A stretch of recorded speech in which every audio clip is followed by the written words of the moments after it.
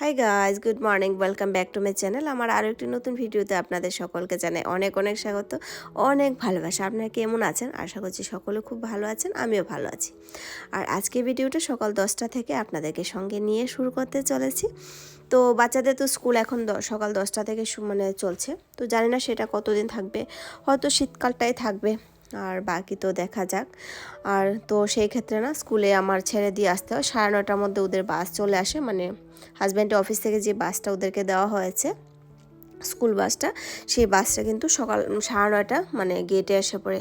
তো আমার একটু আগে গিয়ে দাঁড়াতে হয়, তো আমি ঘরে ঢুকতে ঢুকতে 9:45 কিংবা কখনো 10টা বেজে যায়, কিন্তু আজকে 10টা বাজে একটু আগে ঘরে ঢুকেছি।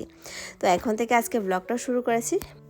আর এই বেডশিটগুলো কিন্তু আজকে আমি অনেকটা দিন ধরে ব্যবহার করছি, সেই রাম পূজার দিন থেকে ব্যবহার করছি। এভাবে বেডশিট যদি ব্যবহার করি তাহলে না নিচের বেডশিটও ঠিক থাকে, উপরের বেডশিটও ঠিক থাকে। আমি কি করি, এই যে সকালবেলা বেডটা গুছিয়ে টুছিয়ে একদম সুন্দর করে রাখবো, সন্ধ্যার পর যখন হয়ে যাবে, সন্ধ্যা পুজো হয়ে যাবে, বাচ্চারা পড়তে বসবে, তখন কিন্তু আমি দুটো বেডেরই বেডশিট উঠিয়ে নেব। একদম পিলু খাবার থেকে শুরু করে বেডশিটটা একদম ফোল্ড করে একই সঙ্গে রেখে দেবো, যেন পরের দিন আর খোঁজাখুঁজি না করতে হয়। তাতে কি হয়, ঘরটাও দেখতে ভালো লাগে। যেহেতু এখানে এরকম কিছু আমার নেই, তো তখন আমার দুটো বেডই হয়েছে ঘরের সৌন্দর্য। তো সেই জন্য না আমি এখন থেকে ভেবেছি এগুলো আমি যতদিন পারি ব্যবহার করব, বাকিটা দেখা যাক। তাছাড়া আমার নতুন বেডশিট এতটা নেই, বাকি ঘরের মধ্যে 3টেই আছে, তো এগুলো দেখি কতটা দিন ইউজ করতে পারি, তারপরে না হয় আরও দুটো নিয়ে নেব। তো সেই জন্য না বেড দুটোকে আমি চেষ্টা করি সুন্দর করে গুছিয়ে রাখতে।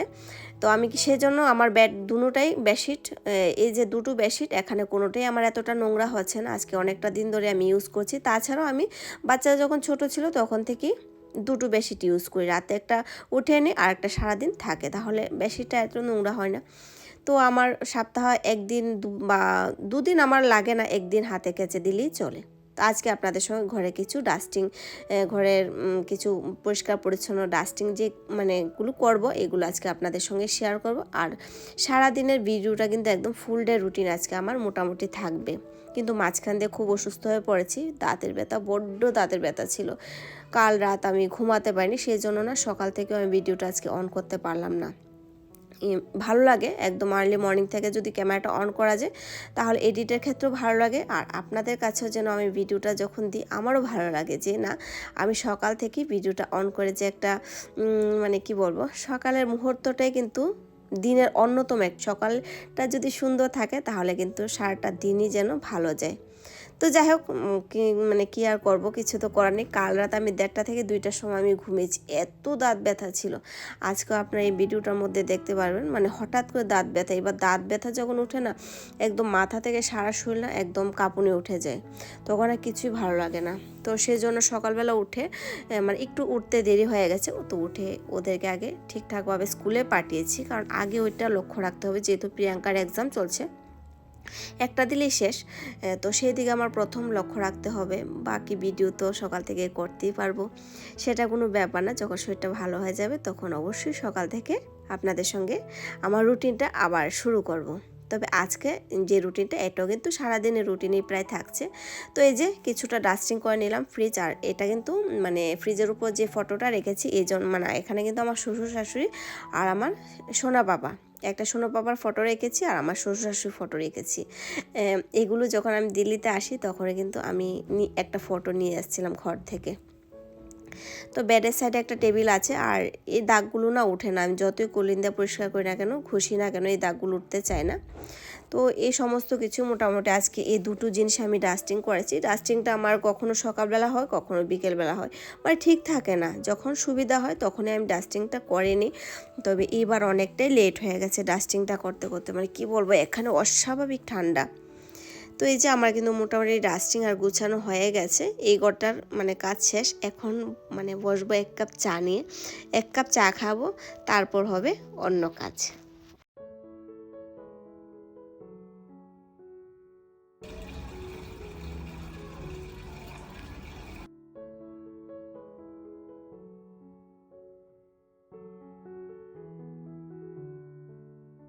আমি যখন ভাড়া বাড়িতে শিফট হয়েছি তখন কখনো মনে হতো যে আমার হাতে দিনে মনে হয় প্রচুর সময় বেঁচে যাবে, মানে অনেকটাই সময় থাকবে, যেহেতু ভাড়া বাড়িতে উঠোন নেই, আঙ্গন নেই, কিছুই নেই। দিল্লিতে যখন ছিলাম তখন আমাদের একটা ছোট্ট একটা গার্ডেনও ছিল, ওখানে সবজি কিংবা ফুল টুল আমার কোনো কিছু ওখানে অভাব ছিল না, মানে পুরোটা বাড়ি ঘরের মতো বানিয়ে নিয়েছিলাম, তৈরি করে নিয়েছিলাম। সেখানে যদি জীবন ভরা আমরা থাকতে হতো কোনো প্রবলেম হতো না, সেরকম করেই কিন্তু আমরা ওই সংসারটা গুছিয়েছি।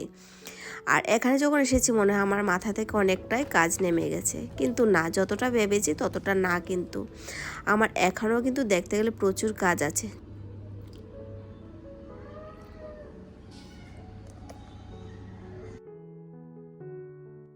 এদিকে মেশিনে আমি একটু কমফোর্টও দিয়ে দিয়েছি, দিয়ে তারপর ব্যালকনিটা একটু মুছে নিয়েছি। বাচ্চারা যখন ঘরে থাকে না তখন কিন্তু আমি একদমই বসার চেষ্টা করি না, একদমই বসার ইচ্ছেও করে না। তখন আমি ঝটপট যত তাড়াতাড়ি পারি কাজগুলো, আর যত এক্সট্রা কাজ আছে ওরা স্কুলে যখন যায় তখনই আমি কিন্তু করি। ওরা ঘরে থাকলে আমি এতটা কাজ করতে পারি না, কারণ ওদেরকেও সময় দিতে হয়। তারপর দুটো ঘর আছে, দুটো ঘরের মধ্যে ভাই বোন একই সঙ্গে থাকে। আর এখন হয়েছে যত ভাই বোনদের মধ্যে যুদ্ধ কিংবা কখনো ভালোবাসা, তো সবটা মিলিয়ে হয়েছে বাল্যকাল। আমরা এরকমটাই করেছি, এরকম করেই আমরাও বড় হয়েছি।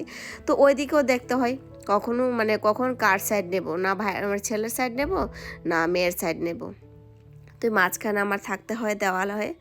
তো যাই হোক, এটা প্রত্যেকটা ঘরে ঘরেই আছে। আর এই যে ওই কাজগুলো কমপ্লিট করে ভাত নিয়ে বসেছিলাম, ভাতটা কামড় দিয়েছি, তবে কিন্তু আমার সেই দাঁতের ব্যথা, যখন কামড়টা পড়েছে না, কি বলবো, মাথা কান একই সঙ্গে। আর এই জায়গাটা তো জয়েন্ট আমাদের, চোখ কান তারপরে মাথা, পুরো একটা সাইডে যেন আমার কি বলবো, সঙ্গে সঙ্গে চোখ মুখ একদম ফুলে কি অবস্থা। তো তারপরে কিন্তু আমি একদমই আমি নিজেই বুঝতে পারছি না যে কি করব কি না। ওরাও স্কুলে, ওর বাবাও ঘরে নেই। তারপর বিকেলে আমি ব্লগটা আধা বানিয়ে রেখেছি, তো ভাবিনি কিন্তু যে আমি আজকে বাকি শ্যুট করতে পারবো, এতটাই ব্যথা ছিল। আর দাঁতের ব্যথার ভরে কিন্তু এতটা খেতেও নেই, তো কিছু করার নেই। তারপরে বাবুর মাঠ থেকে গিয়ে ব্যথার বড়ি এনেছি, তারপরে খেয়ে কিন্তু আমার তো ঘরে কাজগুলো কমপ্লিট করতে হবে। আর দাঁতের ব্যথা মানেই উন্মাদ, বসে থাকার মতো না। আর তখন তো ঘুমও আসে না, যখন দেখবেন আমাদের শরীরে কোনো রোগ উপদ্রব করছে তখন কিন্তু চোখে ঘুমও আসে না। তো যাই হোক, ওষুধটা খেয়ে কিন্তু আমি ওদেরকে স্কুল থেকে আনতে পারিনি, আমার এক বান্ধবী এনে দিয়ে গেছে ওদেরকে।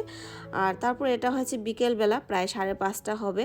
উঠে এই কাপড়গুলো আমি হাতে কেচে দিয়েছিলাম, কারণ মন্দিরের কাপড় এগুলো আমার নাইটি। তো হাতের সেদিন প্রদীপে তেল পড়েছিল, তো আজকে হাতে ধুয়ে দিয়েছি এগুলো। আমি তো নাইটি মেশিনে দিই না, আমি হাতেই কেচে দিই।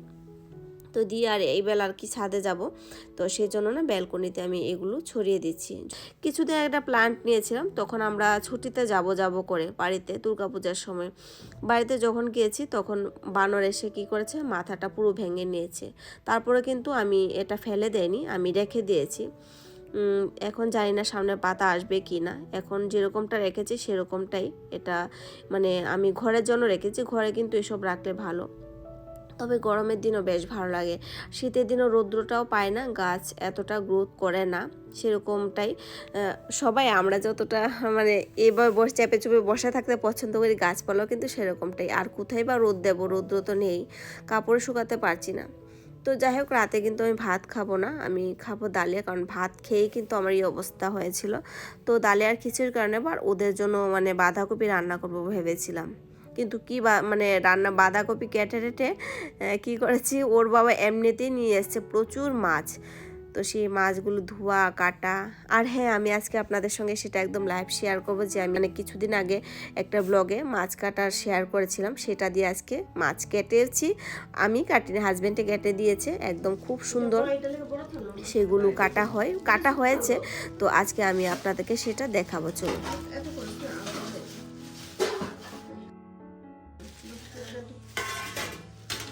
কই চিংড়ি? চিংড়ি মাছ ভিতরে আছে, ছোট ছোট।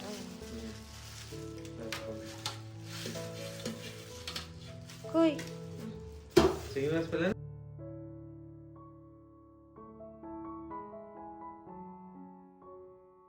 এখানে 3 ধরনের মাছ এনেছে। যেহেতু মাছ বাজারটা এখান থেকে দূরে, তো যখন যায় একটু বেশি করে নিয়ে আসে। তো কিছুদিন আমাদের হয়ে যায়, মাঝখান দিয়ে মাছ একদমই পাওয়া যায়নি, মাছ না মাংস না। তো আজকে অনেক দিন পরে বলতে পারেন আমাদের ঘরে মাছ এসেছে, তো সেই জন্য না একটু বেশি করে নিয়ে এসেছে। এই যে কাটার দিয়ে কিন্তু সম্পূর্ণ মাছ কাটা হয়েছে প্রত্যেকটা। এখানে প্রায় 1.5 কেজি মাছ ওর বাবা কেটেছে, একদম অল্প সময় লেগেছে। আর মনে হয় সেটা দিয়ে আমিও কাটতে পারবো। আমি ট্রাই করেছিলাম কিন্তু দাঁত ব্যথার জন্য বসতে পারছি না। যত তাড়াতাড়ি পারি রান্নাঘর থেকে কমপ্লিট করে বেরিয়ে যাওয়ার চেষ্টা করছি। আর এই যে দুটো নিয়েছিলাম, একটা ফ্রেশ রেখেছি আর একটা এখানে। এই যে মাছগুলো একদম ফ্রেশ লাগছে, খুব সুন্দর। মানে জিনিসটা আমার খুব সুন্দর হয়েছে, মানে মনের মতো হয়েছে। এই কাটারটা অনলাইন থেকে নেওয়া হয়েছে, আমিও জানি না, আমার হাজব্যান্ড এটা অর্ডার করেছে, খুব সম্ভবত ফ্লিপকার্ট থেকে নিয়েছে এটা। ও স্ক্রল করতে করতে ওর চোখে পড়েছে, তখন কিন্তু অমনি ও নিয়ে নিল। ও কিন্তু মানে জিনিসপত্র খুবই শৌখিন, আর তাছাড়া মাছ কাটতে যায় না, তো আমার জন্য এটা নিয়েছিল। তবে মাছ কেটেছি, খুব ভালো লেগেছে, প্রোডাক্টটা খুব ভালো এসেছে। আর এত দাম না, একদম রিজনেবল প্রাইস, একদম মানে খুব কম দাম বলতে পারেন। আর জিনিসটা কিন্তু আপনারা তো নিজের চোখেই দেখলেন। আমি কিন্তু এটা নিয়ে একটা মিনি ব্লগ ফেসবুক পেজে আমি আপলোড করেছি, আপনারা চাইলে আমার ফেসবুক পেজটা ফলো করতে পারেন। Out of state home blog Pinky Deb দিয়ে আমি মানে পেজটা খুলেছি, out of state home blog দিয়ে। ওই পেজে আপনারা সার্চ করে কিন্তু পেয়ে যাবেন। ওখানে গিয়ে আপনারা আমাকে প্লিজ ফলো করেন আর ভিডিওগুলো ওয়াচ করেন। আশা করছি আপনাদের কাছে ভালো লাগবে। আর এই চ্যানেলটাও আপনারা কিন্তু আমাকে এগিয়ে নিয়ে যাওয়ার চেষ্টা একটু করুন, কারণ আমি একদমই এগোতে পারছি না। কারণ আপনাদের সাপোর্ট ছাড়া আমার কোনো কিছু হবে না। আপনাদের সাপোর্ট কিন্তু খুবই দরকার, প্রত্যেকটা লোকেরই সাপোর্টের দরকার। তো যাই হোক, আপনারা হয়তো বুঝতেই পারছেন আমি কিন্তু একদমই মানে কি বলবো, মনটা কখনো কখনো খুবই ভেঙে যায়, কিন্তু মন ভাঙলে চলবে না। এখানে হয়েছে ধৈর্য আর হয়েছে বিশ্বাস, সেই মানে টুকু করেই আমি যাচ্ছি। তবে আগামী দিনে কিন্তু আমি সেটাই রাখবো, বাকি আপনাদের উপর আমি ছেড়ে দিলাম। তাহলে চলুন আজকে ভিডিওটা এখানে শেষ করছি। দেখা হচ্ছে আরও একটি নতুন ব্লগের সঙ্গে। আপনারা সবাই ভালো থাকবেন, সুস্থ থাকবেন, নিজেদের খেয়াল অবশ্যই রাখবেন। Thank you.